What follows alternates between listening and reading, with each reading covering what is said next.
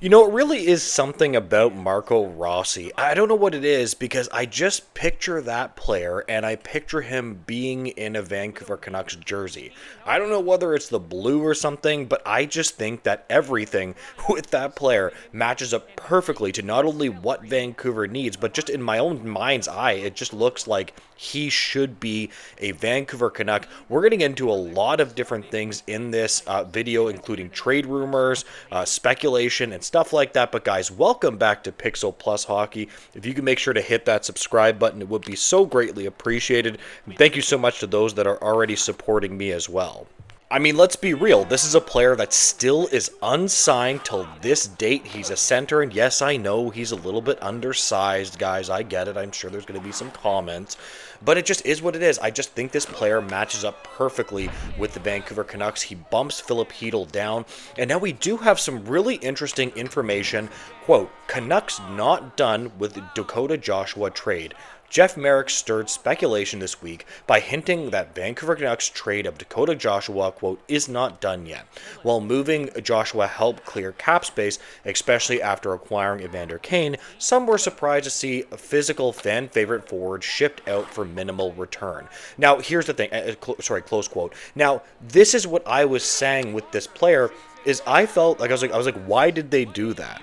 Because I actually quite a bit like Dakota Joshua. I thought that was a good trade for the Toronto Maple Leafs. Now I'm always holding my breath with saying, hey, they can still get a darn good player here and solve their center position like they have wanted to for a while. The quote continues, Merrick's comments suggest that offloading Joshua deal may be a part of a bigger plan. The Canucks are reportedly eyeing a second line center and preparing for a deeper playoff run, and clearing salary cap space could be the first step. With a 2025 salary cap at $95.5 million, Vancouver may be positioning itself to move for a more impactful player, close quote, and that's what I'm looking for. Yes, please.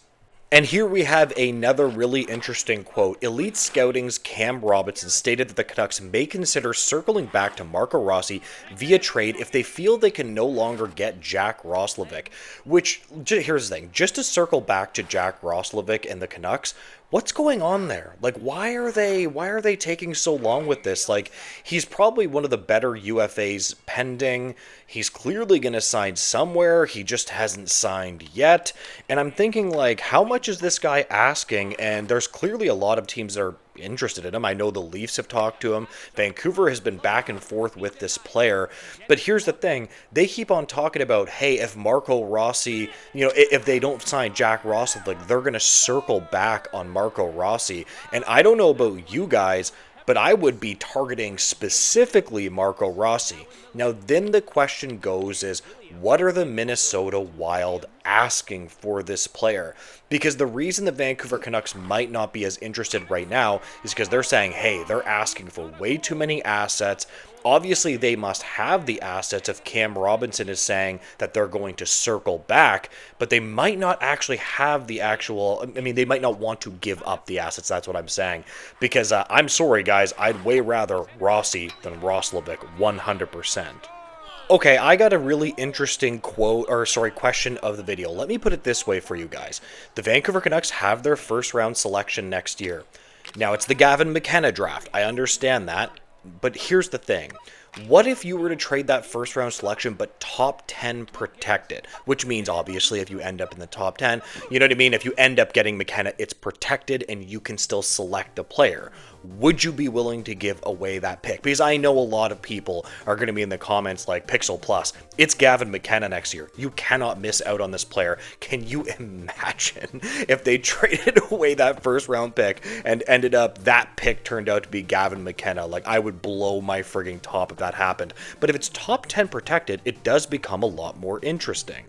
I mean, yes, first round picks are very valuable, but if it's like an 11th to 15th overall pick, whatever, 18th overall pick, whatever it ends up being, I would argue that Marco Rossi is just, actually, I would say he's more valuable because we know Marco Rossi is currently a top 6 center. He can score 60 points. He'll probably get you more of that. He is going to be cost controllable, and he's very unhappy with his current situation in the Minnesota Wild. So tell me what you think about that. Shifting gears a little bit, I found some really more interesting stuff around Miller and Tocchet and the drama that went on there between the Vancouver Canucks and the player. But we have an interesting quote here. The tension didn't appear out of nowhere. Miller missed the 2024 preseason due to injury and then took a personal leave from the team in November. At the time, fans were unsure what was going on, and the team kept the details private. When Miller returned, he didn't quite perform like fans were accustomed to. Tocchet started calling him out in the media, pointing out the struggling play and how bad things happen when he's on the ice. That kind of criticism might motivate some players, but it seemed to wear on Miller. Then he was demoted from the power play and had his minutes cut. People noticed, fans and media and even teammates seemed to sense something was off there. So that would probably be where all of the drama started. It's interesting that Miller didn't respond to Tocchet coming after him a little bit, because I'm sorry, there's a lot of evidence, well, not evidence, but at least rumors that we have that JT Miller was going after other players too. So isn't it kind of interesting that it seemed to, I don't know how to say it, but it just didn't seem to sit well with him, but he was more than willing to go after, let's say, Elias Pettersson. Because I'm sorry, to me that does seem a little bit hypocritical. I mean, you go after Elias Pettersson, and the coach goes after you, and you're not willing to do that? I don't know about that. That sounds kind of interesting. Now, it's good that the JT Miller stuff was put to bed. It's really, really good that we can just say, hey, that's done, and then hopefully the Vancouver Canucks can go ahead and get another center. Cough, cough, Marco Rossi, if you know what I mean. But it's just an interesting tidbit that happened and that I happened to come along with. So, guys, I'm going to leave the video there. If you can make sure to like, comment, and subscribe, I would greatly appreciate it, guys, and make sure to have a great day. Goodbye, guys.